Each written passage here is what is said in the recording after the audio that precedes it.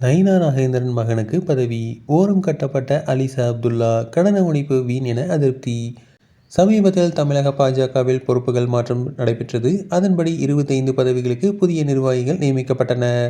இந்த நிலையில் இந்த பட்டியலில் அலிசா அப்துல்லாவின் பெயர் இல்லை. இதற்கு அவர் அதிருப்தி தெரிவித்திருக்கிறார்.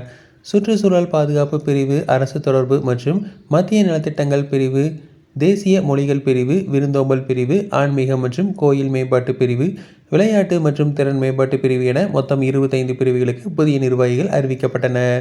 அதில் விளையாட்டு மற்றும் திறன் மேம்பாட்டு பிரிவு பொறுப்பாளராக தமிழக பாஜக தலைவர் நயினார் நாகேந்திரன் மகன் நயினார் பாலாஜி நியமிக்கப்பட்டிருக்கிறார்.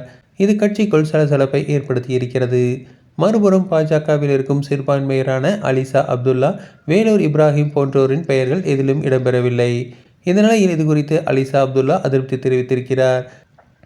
தனது எக்ஸ் தளத்தில் அவர் வெளியிட்டுள்ள பதிவில், நான் பாஜகவில் பிரதமர் மோடி மற்றும் அண்ணாமலைக்காக மட்டுமே இணைந்தேன்.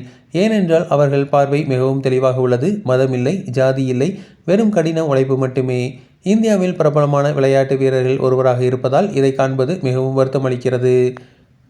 நான் இந்த கட்சிக்கு 3 ஆண்டுகள் இரவு பகலாக கடினமாக உழைத்தேன். ஆனால் துரதிருஷ்டவசமாக 12 ஆண்டுகளுக்கு கட்சியில் இருக்கும் திரு கேசவன் விநாயகம் எந்த நல்ல காரியமும் செய்யவில்லை. நான் எனது வேலையை காண்பிக்க அவரை அணுகிய போது அவர் என்னை அவமானப்படுத்திவிட்டு நடந்து சென்று விட்டார். இது முஸ்லிம்களுக்கு இங்கு இடமில்லை என்பதை நிரூபிக்கிறது. எனது அனைத்து கடின உழைப்பும் வீணாகி போனது, வருத்தமாக உள்ளது என்று பதிவிட்டுள்ளார். 28 தலைவர்களில் கிறிஸ்தவர்களோ அல்லது முஸ்லிம்களோ இல்லை என்று அவர் வருத்தத்தை தெரிவித்திருக்கிறார்.